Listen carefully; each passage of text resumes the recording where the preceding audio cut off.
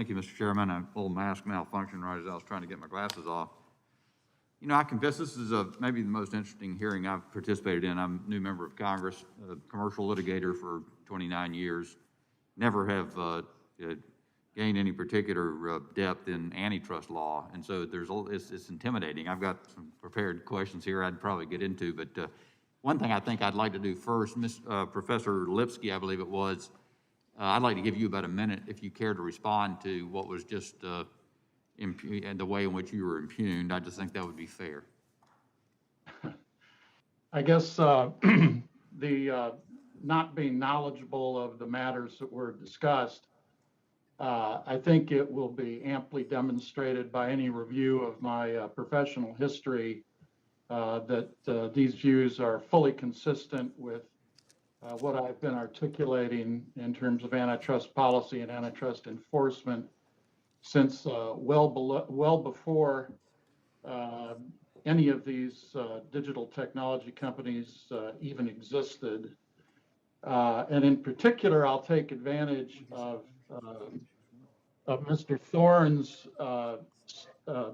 reference to the fact that I worked on the IBM case, the United States versus IBM, which was the massive monopolization case filed by the Antitrust Division in 1969, which was dismissed 13 years later in 1982 without prejudice because the purpose of the case was essentially moot given the profound changes in the computer industry that occurred during that time. And my point is simply that I was not one of the litigators on that case. I was the Deputy Assistant Attorney General assigned to review that, to help and organize a review of that case because it had bogged down, it had become incoherent, it had begun to pursue very anti-consumer purposes. Professor Lipsky, I'm sorry, I want to reclaim my time. I wanted to give you a moment to address that, but I need to save some time for some other things. Let me ask quickly. Sorry. Ms. Slayman, public knowledge, you're, I guess, a Democrat witness here today. Has your organization received money from Google?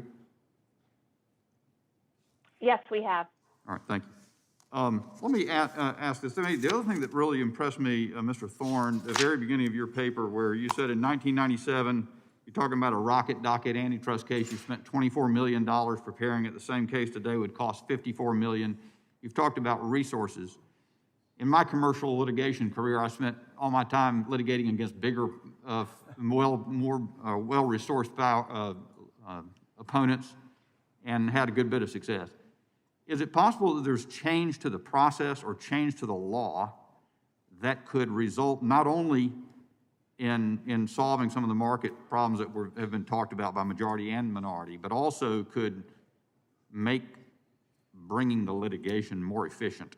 Or is it just the necessity of procuring the knowledge of the expert and devising perhaps a course of action to take? What is it that causes that to cost $54 million? I think it's a resounding yes that things can go faster. Tad Lipsky just said the department just spent 13 years litigating against IBM. The Cravath firm, the Swain & Moore, a fantastic law firm, was the defendant firm there. And they fought hard and well, and 13 years later, the government dropped the case.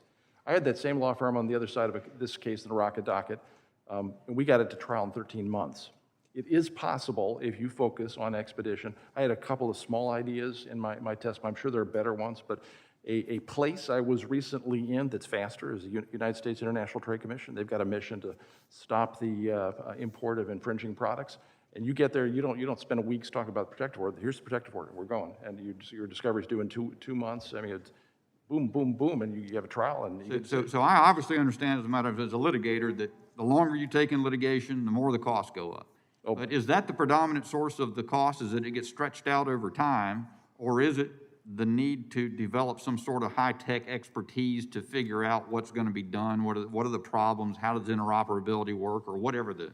It's obvious, an antitrust case like any other piece of litigation, you've got to eventually simplify it so that the trier of fact can understand it, make a decision. Right. But you hire experts in the area. Lawyers don't know much about any particular subject when they start. But hiring experts, getting discovery done, getting to trial, that can be done in a compressed period. It does not take a decade. Thanks, sir.